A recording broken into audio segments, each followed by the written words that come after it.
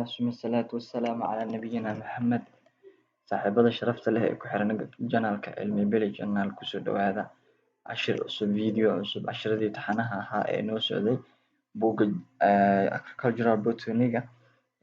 darsigani waa darsigii labaad cashiradii taxanaha ahaa ee noo socday cashirkani waa cashirka labaad unit 2 oo ku saabsan waxa loo yaqaano classification of kingdom plantia ku saabsan waxa la yiraahdo abla-ablaynta boqortooyada dhirta saa la socono waxaa jirta 5 boqortooyo boqortooyadan iyada ah oo plantia waxay ka mid tahay 5taas boqortooyo oo jirta oo universal accept ah adduunka laga aqbalay marka waxaan ka hadlaynaa ama darsigeena uu ku saabsan yahay ahna unit 2 unit 1 ka soo hadalnay habeen dhexdaas unit 2 wuxuu noqonayaa waxa loo yaqaano classification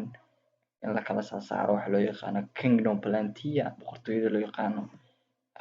dhirta waxyaabaha ku kooban yahay marka darsiga caawa aan ka hadlayno waxaa ka mid ah introduction inaan ku sameyno waxaa loo yaqaano kingdom plantia objectiveska waxyaabaha hadaafta laga leeyahay main context waxyaabaha ugu weyn oo ka koobnaan doona wuxuu noqon doonaa marka hore inaan sameyno taxonomy abla-ablayn then classification aan kala soo saarno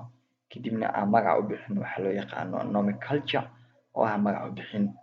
yani waxaa jira nidaam ama system oo classification taxonomy-ga la maro marka hore waxaa sameynaysaa sheegii xayawaankii ama dhirtii waxaa ku sameynaysaa waxa loo yaqaano identification then waa kala saaraysaa sida isugu xigaan marka hore waa soo ogaanaysaa identification inaad soo ogaato then kadib marka aad soo ogaato waxa ugu xiga inaad sameyso waxa loo yaqaano inaad kala saarto classification aad ku sameyso waxa aad kala saartin kadib aad magac u bixiso oo waxa lagu magacaabo nomenclature oo magac u bixin marka waxaa jira marka nidaam oo system and principle oo yani scientistaha loo yaqaano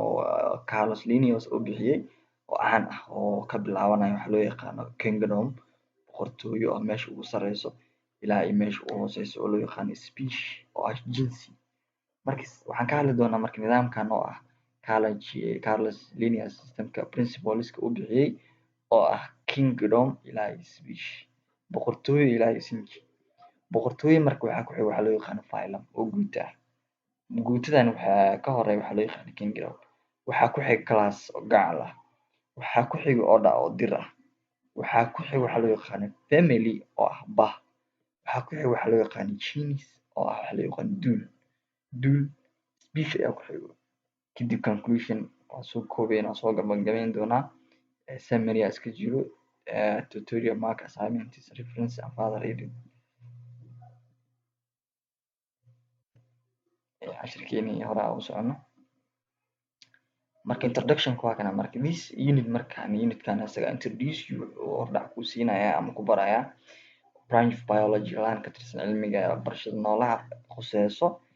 naming plants in dhirta la magacaabo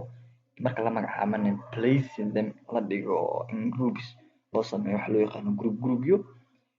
waxaan loo yaqaanaa taxonomy oo ah habla-ablayn taxonomy waxa waaye science cilmiga that deals with kaas la xiriira classifying in la kala saaro plants dhirta la kala saaro marka classification waxa waaye classification in botany marka la joogo barashada dhirta includes waxa ka mid ah identification si aan soo sheegnay marka hore waxa sameynaysaa nidaam jiro oo ah marka hore inaad waxa soo ogaato marka aad soo ogaatana aad magac u bixiso naming nomenclature alla magac bixin markii aad magac u bixisin kadib aad sameyso waxa loo yaqaan grouping inaa wixii isleeb inaa meel isugu geyso oo loo magacaabo grouping plant into formal system hab oo formula ah oo system ah inaa isu meeliso oo ah wixii isleeb inaa meel isugu geyso waxaas waxa loo yaqaan formal system taas haddaba plant markay must name dhirta waa in la magacaabaa arranging la qaabeeyaa ordinary oo nidaamsan ordinary maan hab nidaameysan marka so the students marka ardaydu si fudud ayay u baran karaan so the students find it easily study si fudud ay u baran karaan exactly plant dhirta saxda that's been examined dhirta la baaray waxyaabaha jira mugta dhirta faa'iido badan bini aadamka u leh oo loo isticmaalo medical food waxyaabo badan loo isticmaalaa dhirta marka dhirta faa'iidada ku leh iyo tan macnaha toxic ah waxyaabo badan ay ka caawinaysa taxonomy waa cilmi aad muhiim u ah in marka la joogo agriculture marka group of plants koox dhir ama divided by selection marka doorasho in lagu sameeyo the important characteristics astaamaha muhiimka ah laga taabto waxyaabaha ay wadaagaan traits hidde ahaan that make members of each group taasoo ka dhigaysa koox walba inay isu ekaadaan similar to one another mid kale inuu egaado unlike uusan u ekaanin members xubno kale unlike uusan u ekaanin members of other groups kooxo kale inuusan u ekaan marka waxaa jira marka waxaa loo yaqaano modern classification iyo old classification ablaablayn hadda cusub oo yani sayniska waxa waaye maalinba maalinta ka dambeysa wuu sii hormarayaa yani wax cusub ayaa lagu soo kordhinayaa marka waxaa jira marka hore waxaa loo yaqaano old classification ablaablayn hore iyo modern classification oo ah ablaablayn casri ah marka modern classification is hababka nidaamyada loo maro kala saarista casriga ah this waxaa jira marka anatommy isku day la sameeyay oo lagu sameynayo in lagu sameeyo placing groups in la dhigo kooxo in la dhigo loo sameeyo groups categories qeybo markaas fududaanayso marka in la fahmo ujeedadana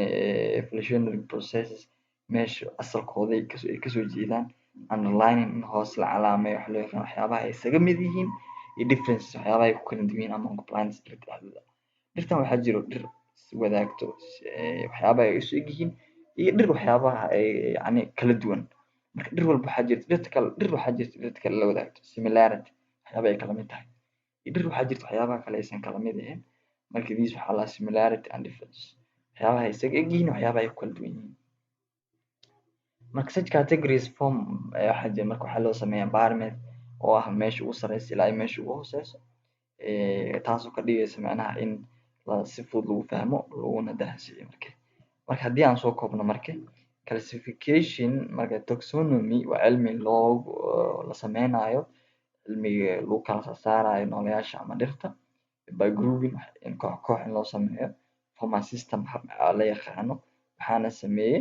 waxaa loo yaqaano Carlos Linnaeus system jiro oo ah uu sameeyey oo kasoo bilaabanayso boqortooyo una hooseyso species oo jinsi ah species waxaa lahaa marka laba shay ama laba xayawaan ama laba dhir oo yani ama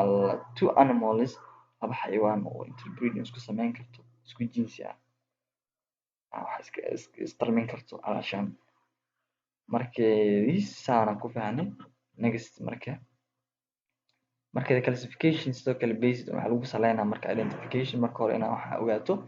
then aa sameyso naming aa magacaado kadibna aa group of organisms koox inaa u sameyso into formal system adigoo markaa ku saleynayo waxaa loo yaqaano similarity waxyaabaha ay isaga mid yihiin xagga internally jinsiga qeybaha hoose external anatomy iyo muuqaalka sare physiological function shaqadiisa iyo noolaha jirkiisa uu shaqeynaa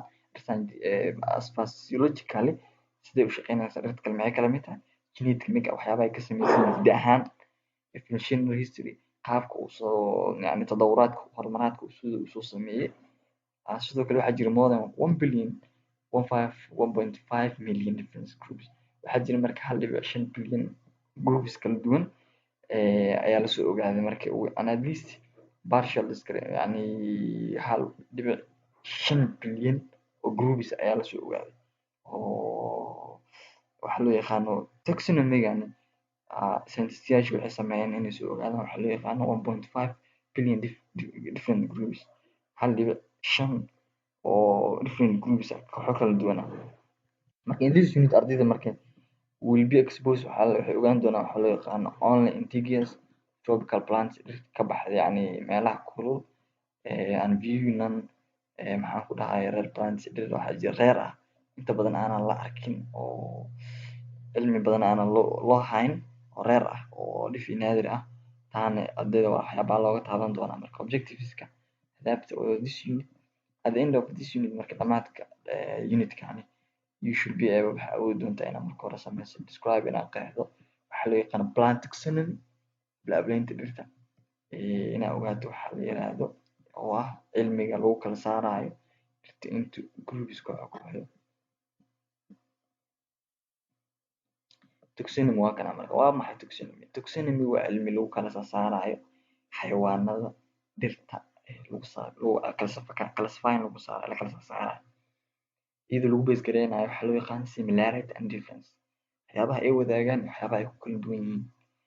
markii probably qiyaastii marka first scientific study baris cilmiyeysan ee ugu horeysay plantiska was attempted waxaa la isku dayay in classifying them in lagu kala soo saaro dhirta at the first markii ugu horeysay because of limited knowledge aqoontii oo iska yareed oo limit ahayd oo dhirta oo plant structure qaab dhismeedka dhirta aqoonta dhirta sidii u samaysan tahay structure ahaan aqoontii loo lahaa oo aad isaga xadidneed iyo maxaa loo yaqaan artificial classification ablaablayn yani artificial ah or not scientifically beginning with the most ancient of herbs waxay ka bilaabatay marka dhirta loo yaqaan herbiska iyo shrubska and tree dhirta gaagaaban iyo dhirta dhadheer wayna sensory marka ayaa muhiim ahayd marka waxaa jirta waxaa loo yaqaan artificial classification oo ah in dhirta lagu kala soo saaro dhir gaagaaban waa dhir dhadheer waaye like that saas oo kale marka these simple categories marka waxaa jira waxaa loo yaqaano preparation for classification based on lagu base gareynayo nature relationship si dabiiciyan xiriir ka dhexeeya modern taxonomy classification based on marka waxaa lagu saleeyaa waxaa loo yaqaano natural concepts fikraadka oo conceptska oo naturaliska and systems of Swedish botanists oo aan soo sheegin oo Carolus Linnaeus ku qarnigii 18aad ayuu macnaha modified wuxuu ku sameeyay an advice horumari knowledge aqoonta la xiriirta morphology-ga qaab dhismeedka dhirta u samaysan tahay evolution dowraadka ay soo sameeyaan genetics iyo hidahoodii iyo qaab dhismeedka sidii u samaysan yihiin classification maxaa waaye classification waxaa waaye naming in la magacaabo grouping in la kooxeeyo of organisms nooleyaasha intu loo qaabeeyo formal system hab nidaamsan markii different forms markaa kala duwan must be named waa la magacaaba arrinta la qaabeeya in oo dhammaan hab caadi ah sida marka biologist all over the world dadkan ku takhasusay cilmigan biology-ga adduunka dhan wooga kusoo can be sure waxay yani hubinti ama hubin karaan waxa loo yaqaano can be sure they know way ogaan karaan marka the exact regards noolaha saxda that's been examined la ogaaday iskaas lagana munaaqashooday groups marka kooxaha of organisms must be divided waa in lagu qeexaa by selection iyadoo la dooro important categories dabeecadaha iyo asaaska ah shared traits iyo hidaha ay wadaagaan that make them members ka dhigaya each group koox walba inay wadaagaan similar to one another midba midka kale inuu ekaado iyo unlike inuusan u ekaanin members of other groups kooxo kale inuusan u ekaan modern classification marka waxaa la isku dayay in la sameeyo in la kooxeeyo iyadoo lagu base gareynayo into categories qeybo marka ujeedkani hadafkan uu yahay understanding in la fahmo evolutionary process qaabka nidaamka ay u sameeyaan tadawuraadka iyadoo underlining markaa focuskan la saarayo waxa loo yaqaan similarity waxyaabaha isaga mid yihiin and difference waxyaabaha ku kala duwan yihiin noolayaasha this one waa sidaas ayaan kaga soo bixinaa waxa loo yaqaano classification oo ah in la kala soo saaro noolayaasha lana magacaabo markii inta imaw waxaa jira markii major taxonomy categories ay jira oo taxa is normal use inta badan la isticmaalo uusan horumaray principleskan ninka loo yaqaano scientistaha Carolus Linnaeus oo ah boqortooyo phylum class order family genus species markii nomenclature maxaa waaye magac bixin an important aspect macnaha important aspect dhinaca muhiimka of classification marka organism noolayaasha marka aad kala soo saarto waxaa u baahan tahay inaad magacaabo so marka this waxaa waaye inaad magac inaad sameyso nomenclature magaca xabis marka wax kala soo saarto waxaa u baahan tahay marka inaad identify inaad garato each organisms noolahooda by assigning adigoo calaameynaya specific name magac gaara waxaa jira marka habab lagu magacaabo method ayaa jira universal adapted adduunka dhan la isku waafaqay for this naming marka magacaabayso waxaa loo yaqaano nomenclature marka magacaabayso marka waxaa jiro universal adapted hab caalami ah oo la aqoonsan yahay waxaana loo magacaabaa binomial system habka magacaabista labaalaha ayaa la binomial nomenclature waxaa waaye inaad sameyso marka hore laba magac waaye two parties qaybta ugu horeysa wuxuu noqonayaa yani inuu noqdo waxaa loo yaqaano specieska qaybta dambena ay noqoto genuska asiga ku sheegaya marka hore aan socono marka under binomial system organisms wuxuu yeelanayaa two names which one generic name uu noqonaya magaca genetica, another name specific name uu noqonaya oo loola jeedo species. This genetic name is the genus-ka waaye saan soo sheegnay to which belong to lahaan karo. There is waxaa jira marka generally only one kind of organism, hal noole waxaa loo yaqaanin species jinsi ahaan jinsi ahaan. So that marka the specific name magaca gaarka ah is usually inta badan price indication marka wuxuu magaca ku tilmaamayaa of identify inaad ku garato organism noolaha. Marka saan soo sheegnay waxaa jira marka system kale oo ah sidee loo qorayaa. Marka specific and genetic names are always put into italic inaad ku sameyso italic-ga when marka sidoo kale handwriting marka gacanta ku qorayso or type ama computer aad ku garaacayso. Sidoo kale waxaa jira underline ah hoos ka xariiqdo this is a proper name waa magac gaar ah mango-ga uu leeyahay mango tree geedka mangaha waa Mongovera indica, babaygana waa Andozina digata. Markii inta imo Monovera indica, Monovera waa magaca ugu horeeya waa generic name-ka kana waa species name-ka. Marka darsigeena maanta halkaa inuu ogyahay waa part 1 unit 2 markii waa next shirka xiga waxaan ka dhigi doonaa waxa loo yaqaan unit 2 iyo part 2 aad u mahadsantihiin channel-keena.